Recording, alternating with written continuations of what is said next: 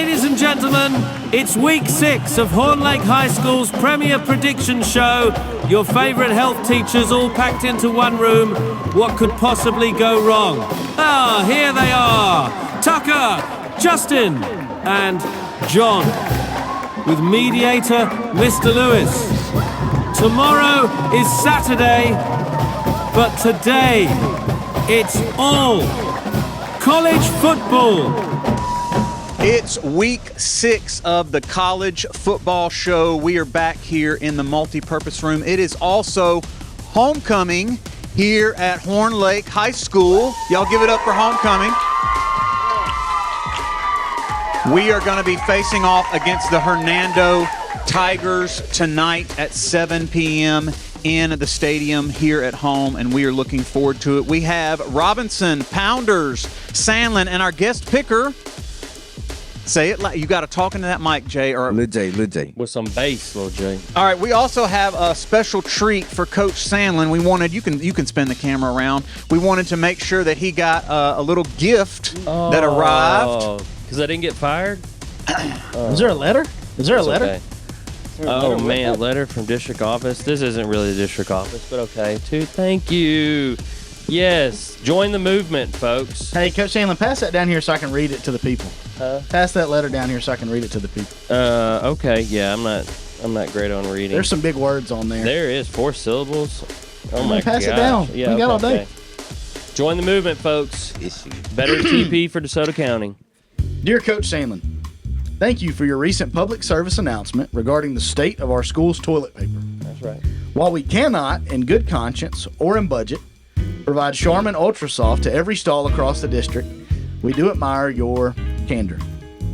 In recognition of your passionate advocacy, we are pleased to present you with this personalized emergency supply of Charmin. Please consider it your own secret stash for use in times of great distress, bad football picks, or whenever you feel life has just gotten a little too rough around the edges. Remember, with great softness comes great responsibility. Use sparingly, guard it wisely, and for heaven's sake, don't let the snack cart mafia find out. They'll try to sell it by the square. Sincerely, the district office, DeSoto County Schools. Wow. That's where you go ahead. If they were truly sincere, they would have sent dude wipes too. Hey, let's talk about a few of the signs we have out in the crowd. Y'all hold those signs up. We definitely wanted to make mention of the Dollar Cheetos. Students are ready for Dollar Cheetos to return. I'm not sure what the Snack Cart Mafia can do about that. Most of them are sitting in this room right now. I suspect that with prices being what they are right now, Dollar Cheetos are not coming back anytime soon. We've also got a cut above back there. Shout out to Charity. Have you talked to Charity since you got your... No, I'll see her in a couple weeks. But if you need any type of hair needs, dye, a cut, perm, that's coming back. She's on North Fleet Drive in Senatobia, so go see her. I love it. Coach Sandlin also wants to remind everyone that he needs a sub. Is that October 29th? Yeah, that's my birthday and a Monday. 100% will not be here. 100% will not be here, so we need to make sure that he has a sub. Hey, we have some special treats for the coaches. We typically do some sort of baked goods. Miss Lewis keeps asking when I'm going to stop this because she says I'm putting too much energy into baking these goods for the coaches. These are called Hail Mary bars because you throw all the love into one brownie. Now, y'all saw me coming through the hall last week with these, and your antenna all went up all of a sudden. He's like, "Oh, what you got?" And I had said, you remember, they were a little too dry, so I was tweaking the recipe a little bit. Today, it is perfect. I'm telling you, they are absolutely perfect. So why don't y'all take a Hail Mary bar and see what you think right here on TV at 8:30 in the morning.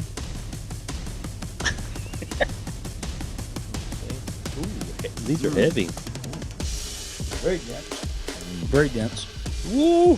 That's good. Keep it up, Lewis. I can taste the tweak from last week. Full of love. Yeah. Absolutely. Hey, we're sponsored by the Snack Cart Mafia, and today it's Honey Bun Day. A staple. Today's college football show is sponsored by the Snack Cart Mafia and fueled by Honey Buns, the breakfast pastry that thinks it's dessert but calls itself nutrition. Are you tired of boring snacks that don't stick to your fingers for 3 days? Try Honey Buns. That's right, a swirl of sugar so powerful it could power a small city or at least your third block English class. Honey Buns have your back, and possibly your future dentist bill. Soft, sticky, and just sweet enough to make you question if it's really bread. Honey Buns, turning study halls into sugar highs since 1954. All right, I'll take over for a second because they're all still chewing those Hail Mary bars. They've got to have a moment. We wanted to mention the Sandlin cam, and it's always popular. Is our Sandlin cam on over there? Is it blinking? It's working. This week's Sandlin cam is proudly sponsored by the big green tractor at the back of the school. That's right, because nothing says school spirit like a mysterious tractor that hasn't moved since 2013. Whether it's photobombing your yearbook pictures or just sitting there plotting its next adventure, the green tractor's got your back. Green tractor, turning rust into trust. I can't say nothing else. I'll skip the next one. All right, it is now time to hit the leaderboard, and I am very excited about this, Keegan, because we have a special guest today, Little J, who is no stranger to Horn Lake High School, and he has been making picks right along with the coaches each and every week on our YouTube channel, so we can tally his score in with all the coaches' score. I got 21. You got to hold your 21. You were at 21. 21. You were Yeah. killing. And and I need to mention, he wasn't picking wild card games, so he's at 21, and y'all had more opportunities than he did. Our picks leaderboard, we wanted to put it up real quick. Pounders is sitting at 18. Robinson is at 17. Sandlin is at 17. It was a little bit of a crazy week last week, and some picks that should have come through failed you guys, and then some picks that were surprises ended up helping you out. Anything you'd like to say about last week? I don't even want to visit the state of Illinois. Because Boycott Illinois. Boycott Illinois. Kick them out. Well, I just want to make a statement on Lil J. It's easy to pick college football when you have nothing else to do at his age. We have lives outside of here that don't allow us to watch football as much as him. So I expect him to have a 3-game lead. Coach Pounders. Yeah. We are at our jobs. Yeah. Right now, sitting at a table, picking college football games. That's fair. Fair. We also wanted to take a look at our past guest pickers leaderboard. Mr. Usselton is sitting at 3, Freeman 3, Tongue at 3, and Maddox 2. Oddly enough, I was at the band competition Saturday, and Mr. Usselton waved me down from the field. He was on the field in the stands and was begging me to please count the Horn Lake win as a part of his total to help him out, because a lot of those games that he thought were going to come through obviously did not Saturday. Did you fold? Did you No, fold? Okay. that is not. I did not count the Horn Lake win in that. This is college football, and only college football is counted in the tally. Although we are elated that the Eagles brought home that W Friday night for sure. All right, this week we wanted to head out to the stadium to do a kicking contest. We did the kicking contest for the past couple of weeks. It's been really popular, and our students are all excited to see who was chosen for the kicking contest this week. All right, we're out here on the football field for today's kicking contest. We've got Coach Sandlin is going to draw the name. The winner, if they make the field goal, will get a free snack from the Snack Cart Mafia, or the Snack Cart Combo. Here we go. Yes. Here we go. Here we go. Clearly the third week of doing this. Angelina Witcher. All right, we've got this week's kicker, Miss Angelina Witcher. Angelina, how you feeling? A little nervous. A little nervous. Have you ever kicked a football before? No. Have you ever watched anybody kick a football before? Yes. All right, so what's your plan here as we kick this football? What's going through your mind? Put my Crocs in sports mode. That sounds like a win to me. Let's see what she's got. Oh. Check those out. What are those? Sonic? What do we got going on here? Snow White! Snow White. And sports mode. Maybe the dwarfs will give her some power here. Dropping the phone, emptying the pockets. She's eyeing the target. Shout out to our holder, Coach Pounders, all the tireless work he does for us. Getting the steps right. Oh, he's coaching her up. Coaching her up. Get her at an angle, Coach. All right, here she goes. If it had been soccer, it would have been a goal. But the bad thing about football is that you've got to get it up over those uprights. She's going to have a little bit more juice. Let's see what we've got for kick number 2. No. Referee, Lil J out there, signal no good. Kick number 2. Angelina, let me get you for just a second. So maybe not the result that we wanted. What was going through your head making those kicks? I was trying to aim higher, but I didn't aim higher. No. So maybe what's some advice for some of the future kickers we have on the Future Week show? Make sure you have very strong feet and make sure that you can play football before you kick a football. Yeah. Amen. Yeah. Thank you, guys. It is now time for this week. We're going to start with the wild card game. The wild card this week belongs to the SEC. Mississippi State comes in with nothing to lose after a heartbreak loss last week, coming so close to upsetting Coach Pounder's beloved Tennessee. Texas A&M can't afford to slip. Will the Bulldogs shock the world, or will the Aggies hold the line in front of the 12th man?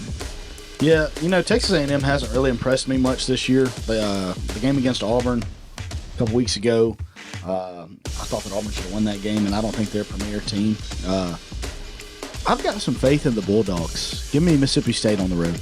I'm going to pick with my heart a little bit here, and I'm going to go with the Bulldogs on the road at A&M. All right. Got some State fans in the crowd, I see. Little J, I've been talking you up. You cannot let me down. I need you to pick winning teams this week. Who's going to win this game? I'm going to go Texas A&M. Why? I'm not a big Mississippi State fan. I don't like Yeah, safe play. He just dropped the mic with that one. I'm not a big Lil J fan. Sandlin. I'm gonna go A&M. They're one of my sneaky SEC favorite teams. And I'm kind of like with Lil J. I don't really get down Mississippi State.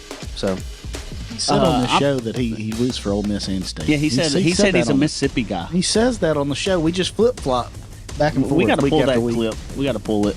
The wind blows him different ways. It just depends on how he's feeling that week. All right, we're going to start the main event now. At the bottom of the board, we start in Lincoln. Michigan State rolls in hungry, looking to prove they're not out of the fight, but Nebraska's defense has been stifling all year, and the Huskers want to keep Memorial Stadium rocking with another Big Ten statement. Yeah, so we've mentioned before on this show, Dylan Raiola, Nebraska's quarterback. He's the knockoff Patrick Mahomes. There must be something to that because right now Nebraska has the second best passing offense in the country, and Michigan State has the worst pass defense in the Big Ten. So with that being said, Nebraska being at home, I don't think this one's going to be particularly close. Give me the Cornhuskers. I love it. Pounders. Yeah, I took my shots at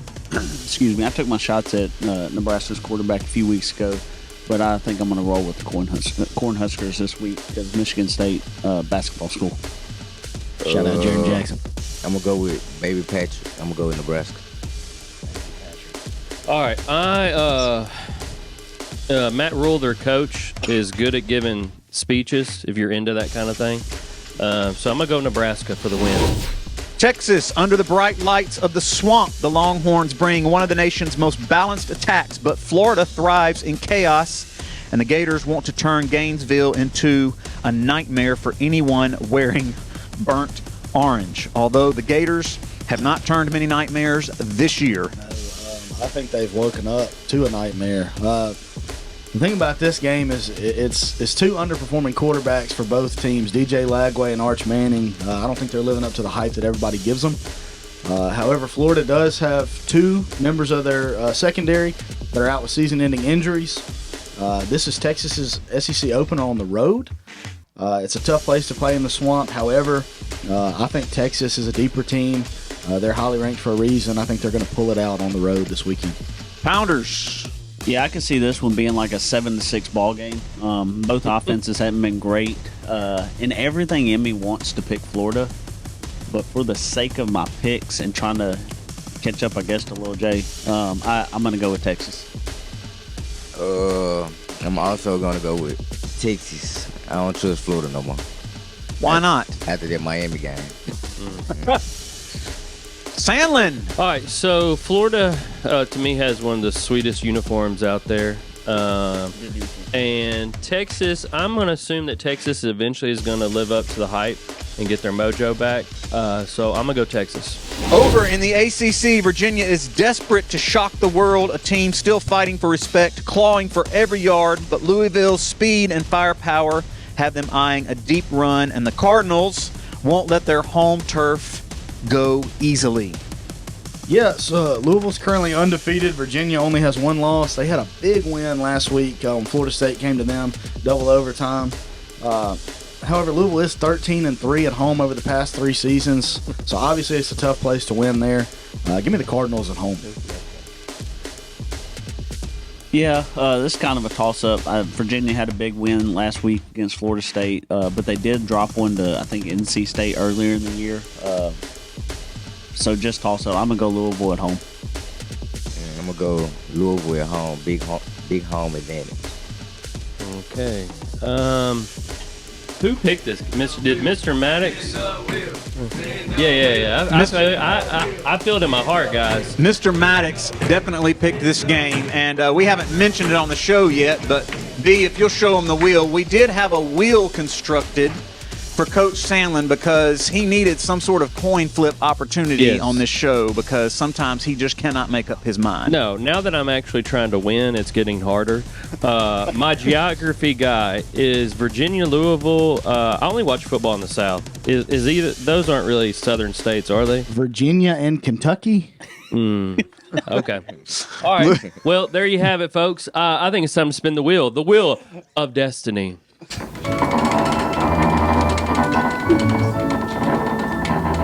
Oh my gosh, suspense is killing me. Oh, we're going home team. Who is the home team without looking down? Louisville.